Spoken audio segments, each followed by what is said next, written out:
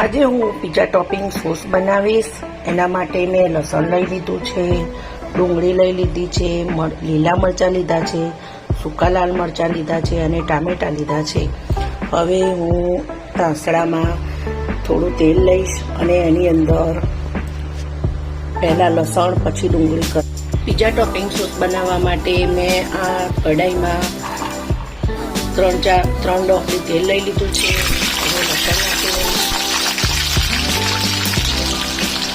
લસણને એક થોડી વાર આ રીતે ફ્રાય થવા દેવાનું. ત્યારબાદ અંદર ડુંગળી નાખી દેવાની.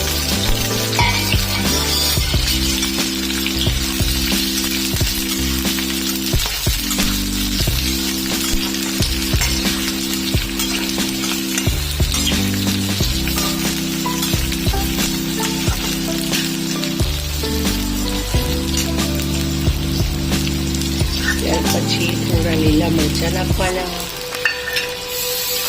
સૂકા મરચાં નાખવાના,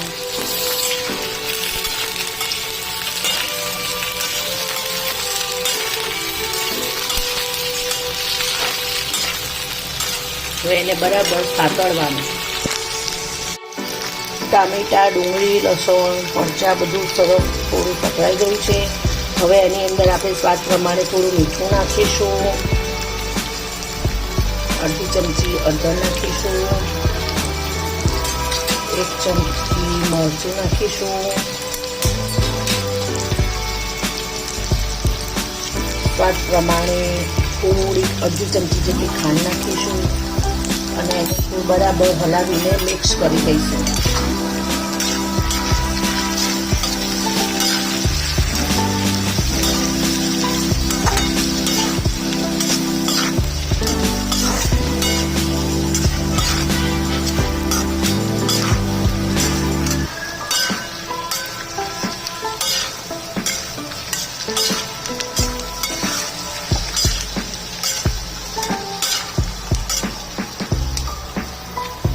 બરાબર મિક્સ થઈ ગયું છે. હવે આપણે એની અંદર ટામેટાં નાખી દઈશું.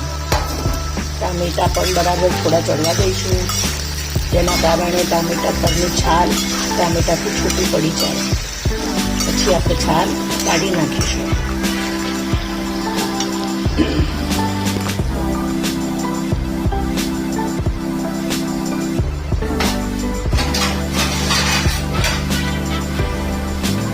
હવે એને ઢાંકી દઈશું અને ચડવા દઈશું. ટામેટાં બરાબર ચડી ગયા છે. જો એની છાલ ટામેટાથી છૂટી પડી ગઈ છે એટલે હવે આપણે એની છાલને છૂટી પાડી દઈશું. તો ડુંગળીને એની ગ્રેવી આપણે સરસ આ રીતે કરી દીધી છે. હવે એને થોડી વાર ઠરવા દઈશું અને પછી મિક્સચરમાં આપણે એને પેસ્ટ બનાવી દઈશું. તો સુકળાયેલી ડુંગળી, ટામેટાં ને બધું ઠંડુ થઈ ગયું છે. હવે એને મિક્સચર જારમાં લઈને હું એને ક્રશ કરીને પેસ્ટ હવે આ ગ્રેવીને આપણે ત્યાં સુધી ફરીથી ગરમ કરીશું જ્યાં સુધી એની અંદર રહેલું બધું પાણી બળી ના જાય અને ગ્રેવી જાડી ના થઈ જાય. જો ગ્રેવી એકદમ જાડી થઈ ગઈ છે, એની અંદરથી બધું જ પાણી બળી ગયું છે.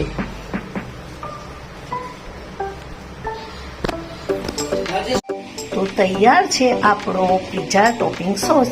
હવે એનો એન્જોય કરો.